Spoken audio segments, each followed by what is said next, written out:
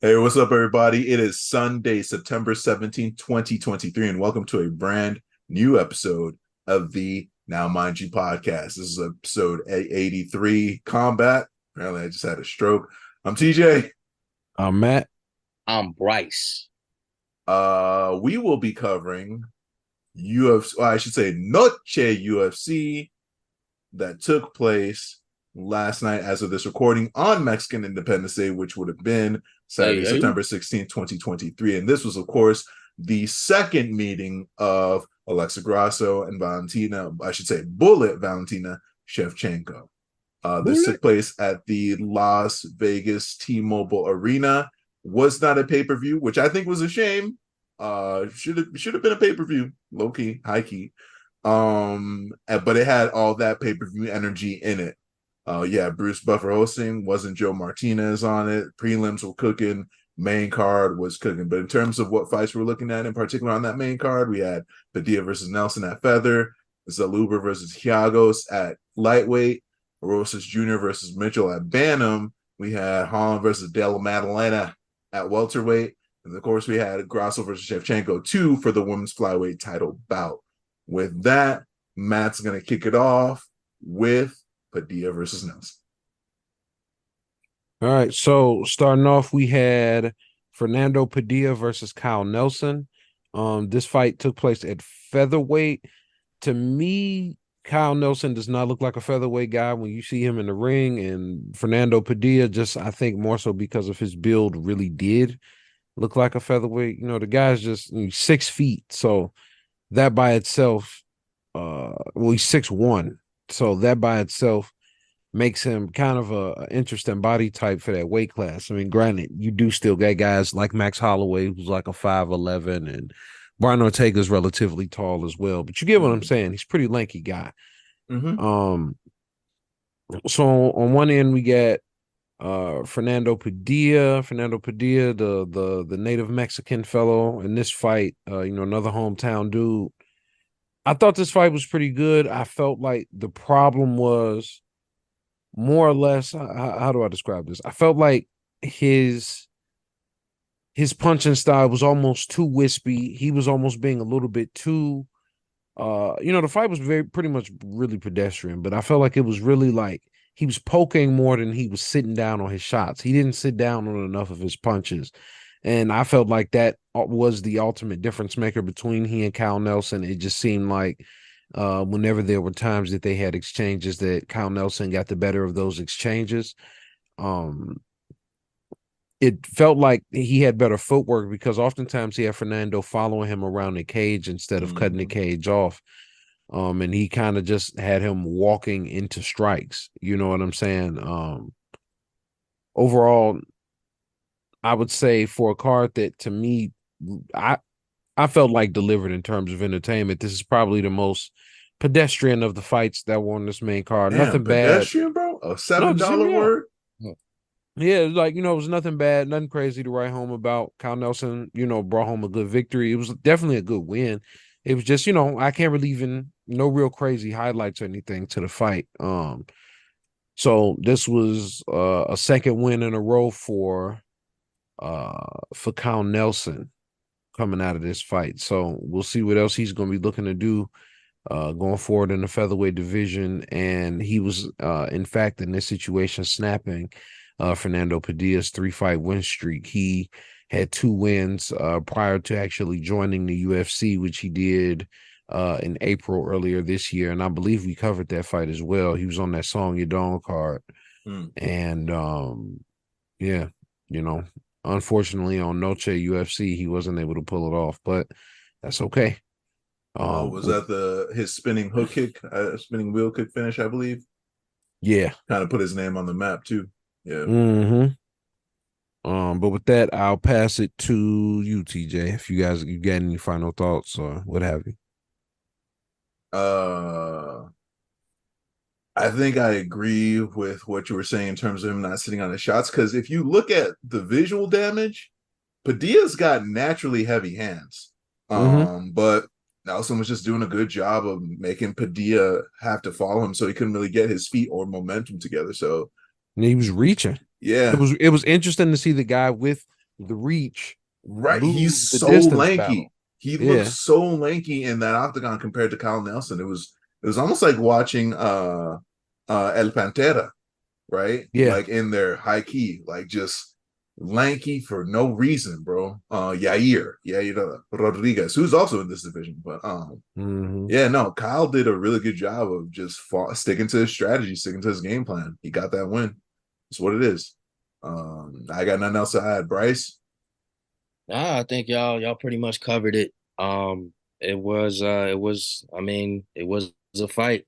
Kind of slow pace. It was, I mean, it was the opening to the card. I think this was a good start. Just kind of building up tension. It just wasn't much that was going on, but like after this point, the card got crazy. Hmm. Absolutely crazy. Well, shit. I think that's a perfect segue to take us into this lightweight bout of Daniel Golden Boy Zeluber This shit is golden, versus boy. Oh, that's hard. Christos the Spartan Yagos. Listen, Daniel is coming off of a unanimous decision win over Lando Venata back in April of this year, which I'm pretty sure we covered that main card if that was a prelim event. I'm pretty sure we covered it. And then the Spartan Christos Yagos, man, that dude is Greek as hell. Mm-hmm. He last got a knockout victory over Glenn, but Ricky the Gladiator versus the Spartan. That's that shit. That sounds good on paper, but that was back in April of 2023. He got that knockout victory over him. Right now, this is what I'm going to say about this particular bout. The power differential between the two fighters was visible. Christos Yagos is a very like jacked looking dude. Daniel Zeluber is very lanky, so you know he's going to be a fighter that uses a lot of reach and that relies quite a bit on counters. That being said, the key thing for Yagos to be able to eke out some sort of victory would be to manage the distance, cut to the inside of Zeluber's strikes. And you know what? He fucking did that in the first round. Here's the thing. Spoiler alert. Zeluber won. How he won, I'm going to get to in a second. But what he, like, when you look at that first round, you would have had to tell me that if you stopped at the first round, you'd have had to tell me that this was the outcome of the second round. I've been like, you're fucking kidding me. Because Yagos rocked Zeluber, sat him down, and you would have thought that was it, that it was over. But he somehow managed to survive that first round. Round two, Zeluber was like, oh shit, my bad, y'all. The first round was actually my download phase. Friday already analyzed his fight pattern. Here we go. What Zeluber ends up doing really well is he throws a right hand at Christos Yagos that forces Christos to kind of do the, oh shit, I'm blacking out. Actually, let me just turn this into like a Hail Mary shot for a takedown.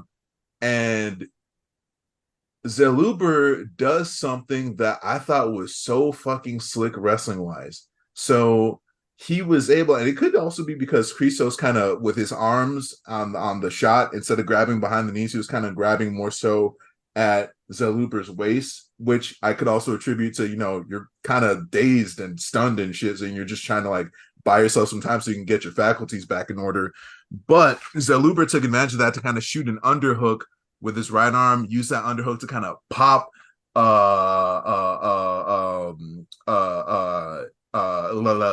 kind of pop off Yagos's arm, and then he basically cinched a headlock, turned it into a gator roll, and off of the gator roll, it was honestly a textbook anaconda, but the anaconda choke was so tight that Yagos tapped like bro, he just did it immediately, quick. bro. Like he was like, "No, you in here, It bro." was literally like Yeah. the best way to describe it is to, you ever seen a video of a gator like ripping another gator's limb off, or any animal's limb off? That's what that looked like in real time. He caught the headlock, spun him around, and choked him out. Yeah. Gator roll the anaconda choke. That's just what it was. That's all she wrote. And again, you stopped at round one, and you tell somebody what happened in round two, they wouldn't believe you. They wouldn't. It was two different fights in one fight. I'm gonna pass the mic over. Go ahead, Bryce. Go ahead. It reminded me of Oliveira versus what's the dude from Meet You at the Top? Shit. Oh, They fought for the Chandler? belt. Chandler, reminded me of Chandler because Chandler got the knockdown in the first round, and then Oliveira was Oliveira like, came that's out of nowhere crazy. Yeah. in the next one. Yeah, that Gator roll was fucking beautiful. Yeah. Uh, it was just dope to see. Like you know, shouts out to Christos. He tried, fam. He tried. He immediately went for his leg to kind of relieve the pressure. It did not fucking work. It He did was not. in. He was in the deep end, and yeah, that was good. Like watching him on the ground, he like, damn, that motherfucker got me, And bro. then something to add on too. This is actually Zaluber's first finish since being in the UFC. Oh shit. Yeah, his last two he lost his debut, I should say. Then he won his first ever match by unanimous decision, and this is his first win by finish in the UFC. Okay. So, I mean, good on Zaluber. Hopefully, this will be some momentum. He could keep it going. But yeah, that was solid. That was solid. I don't necessarily see Gator rolls a lot in the UFC. Yeah. So it's always fun to see that. But Matt, you got any thoughts? No, he jumped out, man. It was just like, damn, shit was literally all good 5 seconds ago. Like you shot for a takedown, missed it, and he was like, and now you're being choked. You shouldn't have made that mistake. Like, nah, bro. He What just have jumped. we learned? Yeah, he jumped on him so quick. That shit was just crazy. To me, it was just crazy how fast he jumped on that choke. That's all. But no, I'm cool. You want to take us to our next one, actually, Bryce? Let's do it. It's bantamweight fight between Raul Rosas and Terrence Mitchell. This Bantamweight. fight, there's not really much to say. It ended in 54 seconds. Bing, bing, bing, bing, bing, bing, bing, Intros. They were like when it started, they were just starting to swing. They was looking to knock motherfuckers out. Raul he looked super amped up, like he was ready. Bro, his mom was there. His mom was there. He did hug her before he came in that ring. That was a power boost. You can't Mama hug your said mom knock and you then out, get bro. knocked out. Yeah, I mean, you can. damn. But Woo, you know what I'm saying? shit, Like you not on can. Mexican Independence Day. No. But yeah, they got into it, and Roses caught him with a good. Was it a hook? It was a nice hook that stiffened Terrence Mitchell on the way down. I thought he was out, but he wasn't. It was his body Yeah, was just like, all right, we're shutting down, bro. right. Handle it. And he did like a cartoon the way he stiffened up and fell. And Yeah. Raul just got on top of him, started throwing blows. Terrence tried to defend himself or at least get his head out the way, but it wasn't working. Eventually Raul got the back, got on top, and then just started letting him rain. And got Terrence Mitchell out of there pretty safe. Excuse me, not safe. Safe. Pretty quickly. Raul was safe. Terrence Mitchell went through some shit. But yeah, it was a good showing. I think Raul they kind of getting some slack. People, he had the hype train on him, and then it kind of got railed off really quick. But this is a good way to get the momentum back. So, good showing on his part. Curious to see where this goes in the future. I'm curious to see him have like a good another like good long battle, like a good 3-rounder, just to see where actually test he's out at. that gas tank. Yeah, just to see where he's at. But yeah, it was solid to me.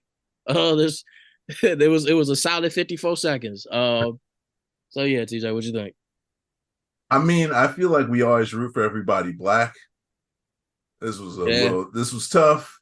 But Rosas kind of had a chip on his shoulder from his last performance. So he did what he had to do. He did what he had to do. Yeah. Matt? What y'all want me to say? I don't like that energy. Like the nigga been in the decision once his whole life. Like, what y'all want me to say? The last time he went to decision, he got a contract to come to the UFC, and then, I mean, he lost that decision to Christian Rodriguez, like back in April. He went 3 rounds, but his gas tank, was semi decent. So, I don't know, man. We gonna see. I'm very iffy on Raul, mostly just because of his age. You think it's another Sage Northcutt? You know what? Honestly, no. It's not even that. I mean, listen, guys get into the sport young and get into combat sports young and shit like that. So I'm not gonna pass no judgment on them. I just feel like, man, bro, you 18 and you swimming with the real, like the sharks for real. Yeah. He not like, they really got to keep moving him kind of along at the pace they are, because he not in a division where you can kind of, I mean, there's no division in the UFC, to be fair, that, you know, is to be slept on. But if you look around bantamweight right now, man, it ain't, ain't nothing Sugar really Sean, sweet. the Marab. Listen, you could go to the bottom half of it. I don't know if Raul is ready for a nigga like Adrian Yanez. Yeah. I don't know if that's too much for him. Right. And that's number 14 in their division. Right. That's all I'm saying. Yeah. But yeah, it wasn't nothing to talk about, really. Shit. You had the feeling immediately when that fight started who was about to win, though. The momentum was all with Raul, even though the body language is his opponent as he was fighting him. Like, he was knocking this guy around, man. But yeah, rooting for everybody black, and they did not make it easy for us.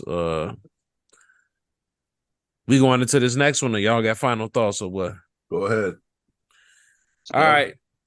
So we had Trailblazer versus Jay Dilla, aka we had Kevin Holland versus Jack Della Maddalena. Della Maddalena, yeah. Maddalena, yeah. Kind of funny. Didn't have him last week. But last week he was apparently not on that card because he wanted to go to Mexico.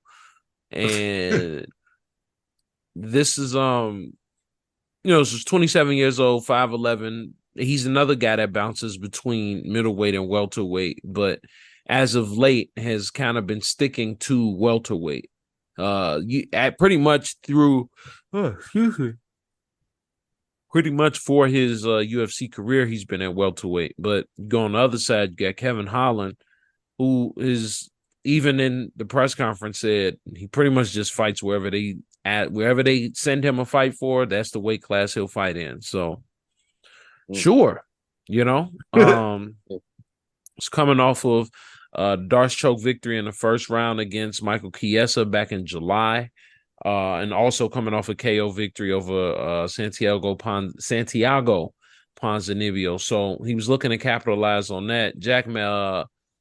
We're just going to call him Jay Della. He was also coming off a victory, split decision over Basil Hafez. And he also very recently beat Randy Brown earlier this year in February, this being Jay Della's third fight this year. Been pretty busy. This was a pretty close fight. This fight ends in a split decision. The first round I thought was relatively slow from both guys, but I gave that first round, I favored it a little more to Kevin, personally. Both guys, even their corners, both mentioned that they felt the first round was slow, and both guys had thrown over 200 strikes. But I guess when you put that if you put that in the microcosm of them fighting over the course of 5 minutes, right. This was a mostly hand-heavy bout too. Not a lot of kicks, very few kicks, mostly with leg kicks. There was like a question mark kick Kevin threw to the head, a handful of head kicks, but this fight was almost entirely hands. And we even saw Kevin Holland utilizing a lot of that Philly shell defense, which we're seeing more and more guys use. And I'm sure after last weekend, we're going to really be seeing a huge uptick of people. But let's never forget, shout out Bobby Green, been doing that shit from jump. So let's be sure we give Bobby Green his flowers before motherfuckers start stealing his whole flow. I'm just saying. You're not wrong. Yeah.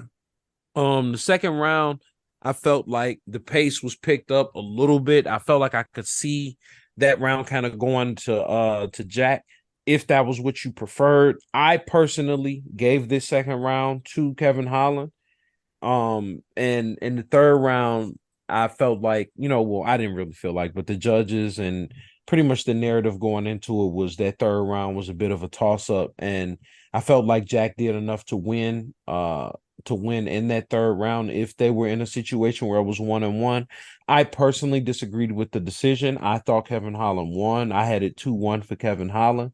But if you gave that first round to Jack, then I totally understand how Kevin Holland lost the fight. You get what I'm saying? So it's definitely not a thing that I'm upset about. But what I will say about Kevin Holland is something that I felt the same about Fernando Padilla earlier in the night, was that I felt like he didn't sit down on enough of his shots. I felt like it was a lot, especially when it came to his jab, because he was able to get his jab through, but he was really just using his jab as like a range finder. He was kind of just touching him with the jab instead of like touching him with the jab. You feel me? So I don't know. That was my opinion. I'm gonna pass it to TJ. I don't really have anything to add. I feel like Kevin Holland should just stay at middleweight, low key. You think Personally. that was? I feel like him hovering between welterweight and middle. It's like, I don't know how that's gonna, if it's sustainable long term. But I like the way he looked when he was fighting at middleweight. Not gonna lie, like he had a strong ass performance and he has power in his hands. But I don't know. It was an interesting fight. And then for Jay Della, I feel like this is his second consecutive fight where the judging's been a little sus. His last fight too, it's like, I think it was against an opponent who came as a last second replacement. Hold on. Look at Jay Della's record. Yeah, it was against Basil Hafez. Yes. It was Basil the Habibi. And I think he fights out of Ray Longo. No. Elevation Fight Team. What? Who was in his corner? But Basil Hafez actually like put him through the ringer. It wasn't a close fight at all, and it ended up being a split decision win. But I think this is yet another instance where I don't want to say it was luck, but I mean that's what it is. I don't know. Bryce, what do you think? I think y'all touched on it. I do think it's like, and TJ bringing up like just switching between welterweight and middle. It does make me think about what energy wise, where Kevin Holland was at for this fight. I guess like it just seemed like he was a little bit off. I don't know. It just maybe this wasn't the type of opponent where he'd be a little bit more aggressive. I don't know, man. Something's different. It feels like, I don't know if it's just him getting more adept with like the jiu-jitsu part and just kind of being more open towards ground game, or like after the Hazmat fight, like maybe just his approach to his fights are a little bit different. But I don't know. It was a good fight and Kevin did his thing. It just seems something's different. Yeah, I feel that. Yeah. It was a good fight though. Like you said, like this is when the judging kind of got a little bit funny.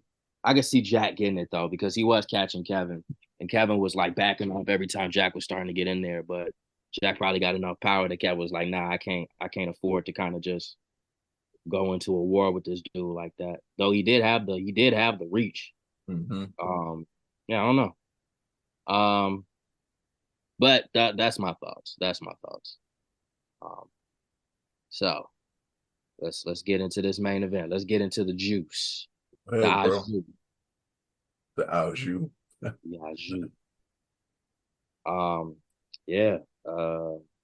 Valentina Shevchenko versus Alexa Grasso. This was a very interesting fight with a very controversial ending. I'm gonna just tell y'all how I had it, and then y'all can just. All right, now Alexa got the knockdown in the second, right? Or was it the first? Yeah, in the first. It was the first. I gave Alexa that because of the knockdown. I remember I definitely gave Shevchenko the fourth. I gave Shevchenko the third.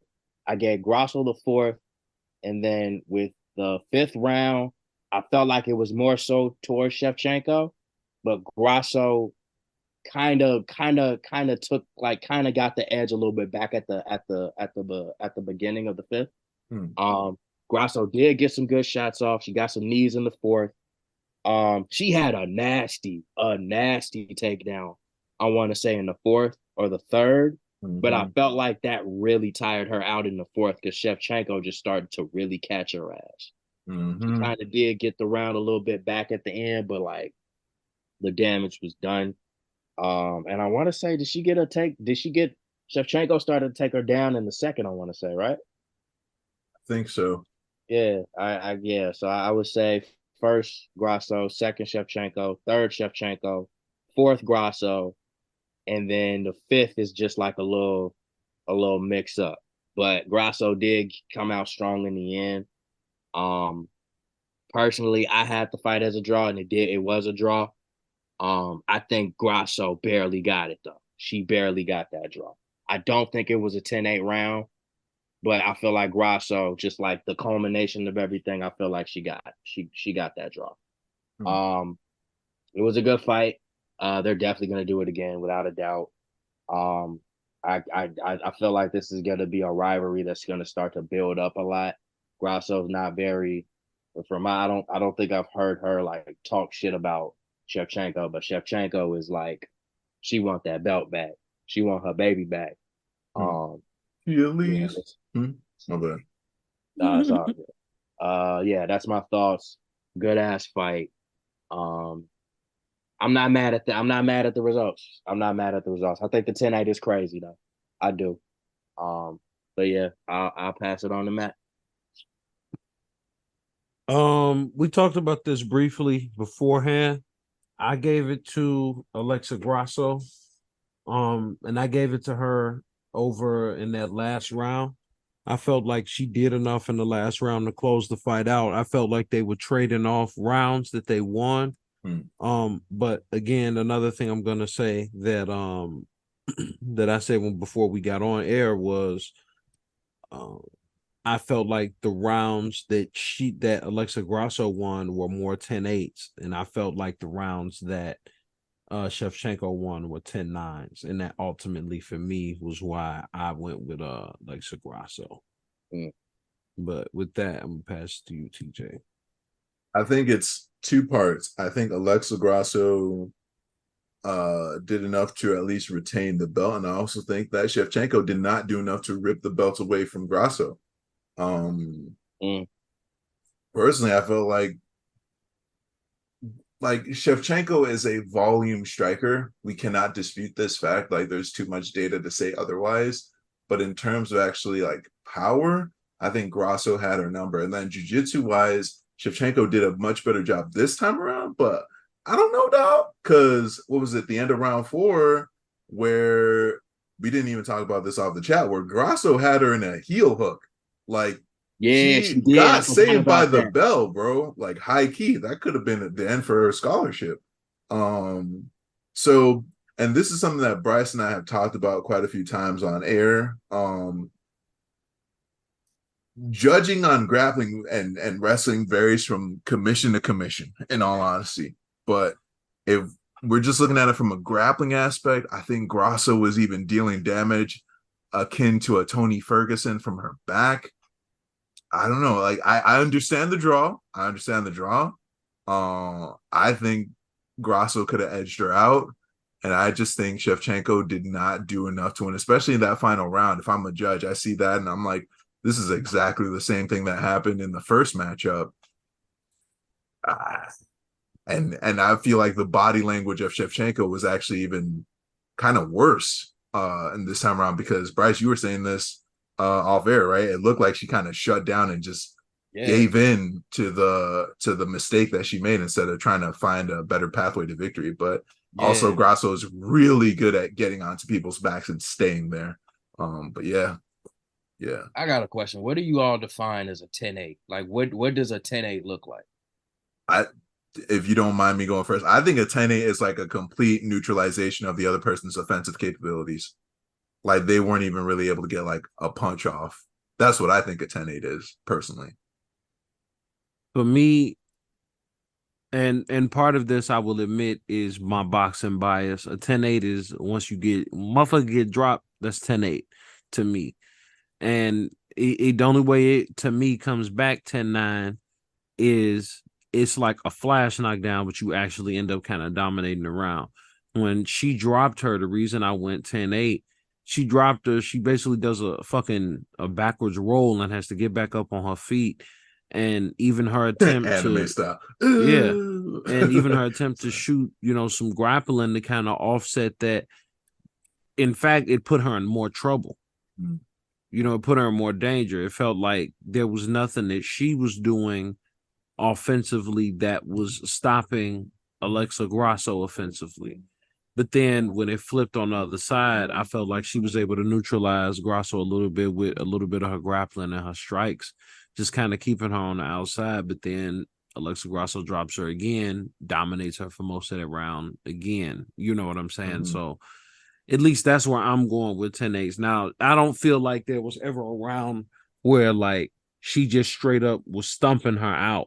Definitely not that. But speaking of stomp outs, we didn't even talk about her channeling her inner Khalil, Shevchenko, that is. Remember that axe kick that just missed Tiger Muay Thai, baby. Yeah.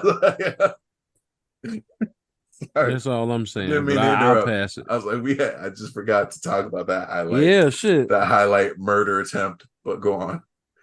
No, that's where I was at with it. Grasso got a good ass kick off the ground though. Like I heard that shit. I've never seen that before. Bro, she tried to shatter her fucking knee. Yeah, multiple times.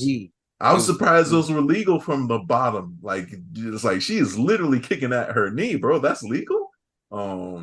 It wasn't. I'm not talking about like we'll see the side kick, oblique kick, or whatever to the side of the knee, which I also is like.